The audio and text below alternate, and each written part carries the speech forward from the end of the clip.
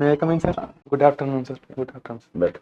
अपने आप को इंट्रोड्यूस करो, आप अपना बिना नाम अपना बताएं। सर। मैं नवनिर्मित जिले फलौदी से बिलोंग करता हूँ। मैंने अपनी 10th 2014 में फलौदी से ही और 12th 2016 में जोधपुर से कंप्लीट किए। तत्पश्चात मैंने अपनी ग्रेजुएशन मैकेनिकल इंजीनियरिंग में NIT कुरुक्षेत्र से 2021 में कंप्लीट किए और वर्तमान में सर ये मेरा सेकेंड इंटरव्यू। आपने 2021 में भी दिया, 23 में भी दिया आपने, 23 में इंटरव्यू फेस किया आपने? Yes sir. अच्छा, अभी मैकेनिकल इंजीनियरिंग साइड की आपने, फिर आप ये सिविल में क्यों आना चाहते हो? इंजीनियरिंग साइड में क्यों नहीं गए? सर इंजीनियरिंग जो 10th में जनरल मेरे ठीक परसेंटेज थे, तो एक सोशल परसेप्शन के कारण मैंने साइंस मैथ ली थी और वहीं से मैं इंजीनियरिंग की डायरेक्शन में गया था। और जब इंजीनियरिंग करने लगा था तो वहाँ हमारे कुछ सीनियर्स थे जिनका सिलेक्शन हुआ था RS में, तो वहीं से मेरा सर RS की तरफ झुका हुआ था और कंप्लीट करते ही सर मैंने RS में ऐसा तो नहीं है कि आपका RS की तरफ झुका हुआ होगा, आपका UPSC की तरफ भी झुका हुआ होगा? सर UPSC की तरफ हुआ था एक बार, लेकिन फिर वहाँ पर सर मैंने RS UPSC में मैंने सोचा कि सर मैं इतना शायद ना कर पाऊँ। आपने खुद को है ना अंडर एस्टिमेट कर लिया। सर कुछ हिंदी मीडियम की वजह से भी सर ये एक परसेप्शन बना था, लेकिन बाद में मैंने सोचा वो मैं गलत था। यदि मैं ट्राई करता तो वहाँ भी कुछ अच्छा कर पाता। नहीं, NIT कुरुक्षेत्र से क्या Yes, sir. आपने? मैकेनिकल इंजीनियरिंग क्या होता है, क्या पढ़ते हो आप? सर मैकेनिकल इंजीनियरिंग में मशीन से related IC engine, power plant engineering, refrigeration, AC, इन सब के बारे में सर पढ़ते हैं। Stress strain. तो पावर प्लांट आजकल तो एनर्जी पे ज्यादा जोर दे रहा है, मतलब राजस्थान सरकार भी। बिल्कुल सर। तो ये पावर के बारे में बता सकते हो, क्या कौन क्या पावर है? सॉरी सर मैं समझा नहीं क्वेश्चन। जैसे पावर आप प्लांट बता रहे हो, आप पढ़े आपने, तो आजकल एनर्जी पे भी, मतलब जैसे इलेक्ट्रिकल एनर्जी है, जो भी एनर्जी पे ज्यादा जोर दे रही सरकार भी, राजस्थान सरकार भी। बिल्कुल सर। तो पावर जो पैदा करते हैं अपन, कौन कौन से तरीके हैं, मतलब उसमें बता सकते हो? कुछ गैर पारंपरिक और एक पारंपरिक? Yes, sir. पारंपरिक और गैर एनर्जी जो भी पारंपरिक है, और इसी के एनर्जी का मतलब खासकर इलेक्ट्रिकल, मतलब वही। यस सर हाँ, बिल्कुल। तो सर एनर्जी पारंपरिक और गैर पारंपरिक स्रोतों से प्राप्त की जाती है। इसके अलावा वर्तमान में नवीकरणीय और अनवीकरणीय में नहीं बांटते कुछ हैं। एग्जाम्पल दे के बताओ। ऐसा जैसे नहीं। सर पारंपरिक में जो पावर प्लांट, जो कोयला कोयला से जो थर्मल पावर प्लांट, वो पारंपरिक में आते हैं। और गैर पारंपरिक में जो सूर्य से और पवन से प्राप्त होने वाली एनर्जी, सौर ऊर्जा, पवन ऊर्जा। और वर्तमान में सर जो हमारा फोकस है वो नवीकरणीय ऊर्जा की तरफ ज्यादा बढ़ रहा है, जो कि प्रदूषण रहित एनर्जी है। तो मतलब सौर ऊर्जा और पवन ऊर्जा और एक आपने एटॉमिक एनर्जी भी बताया, तो ये atomic कौन सी ज्यादा मतलब फिजिबल ज्यादा अच्छी है और कौन सी है?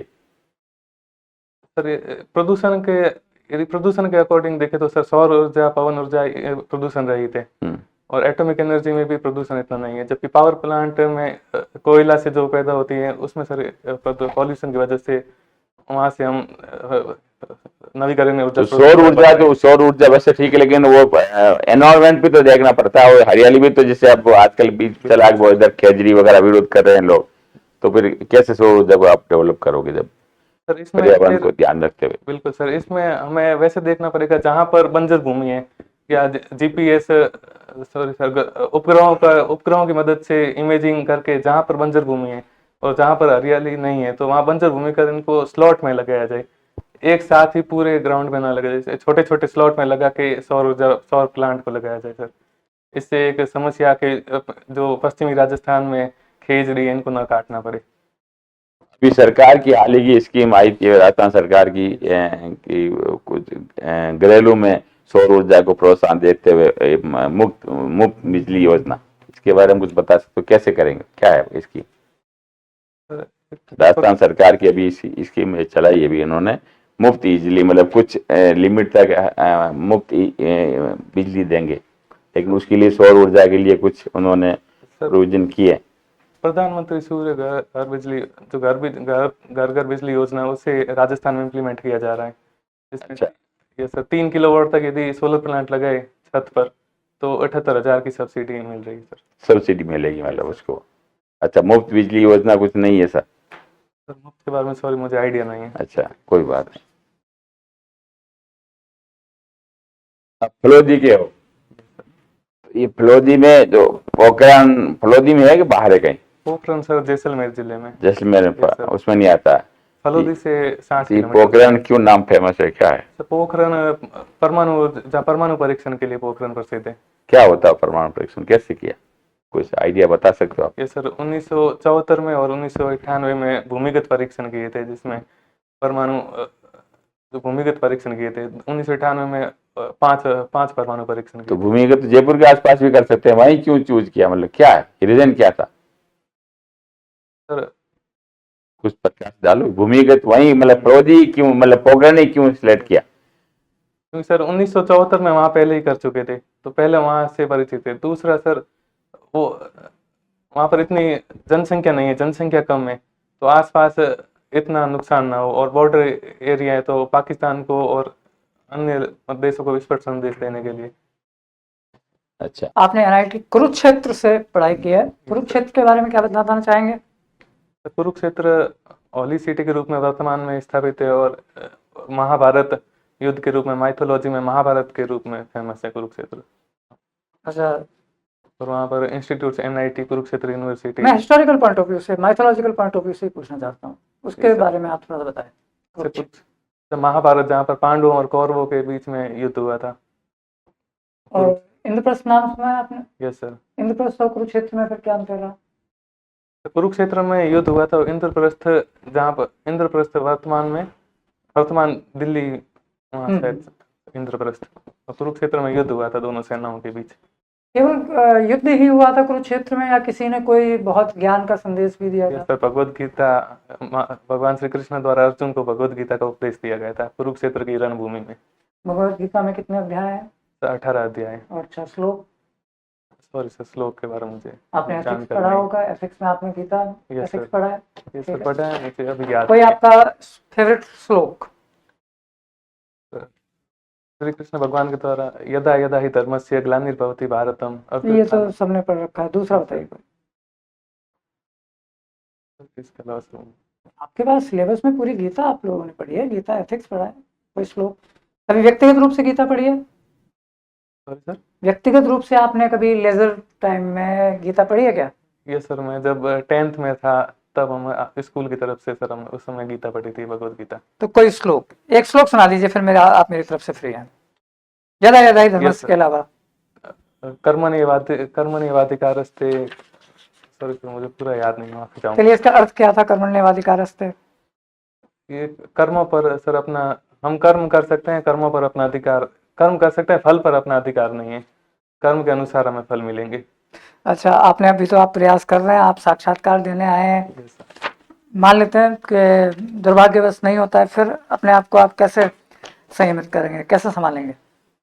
तो जैसे कि अभी मैंने 2023 का भी इंटरव्यू दिया था और इसमें मेरा नहीं हुआ, तो साथ ही साथ मैं प्रिपेयर करता हुआ मेरा इंटरव्यू है, तो इसी यदि इसमें भी यदि सर मैं पूरी प्रयास करूंगा मेरा हो जाए, यदि नहीं होता है तो फिर से सर मैं तैयारी करूंगा, और साथ में मैंने और भी एग्जाम दिए हैं तो उनमें भी मेरा सर हो जाएगा।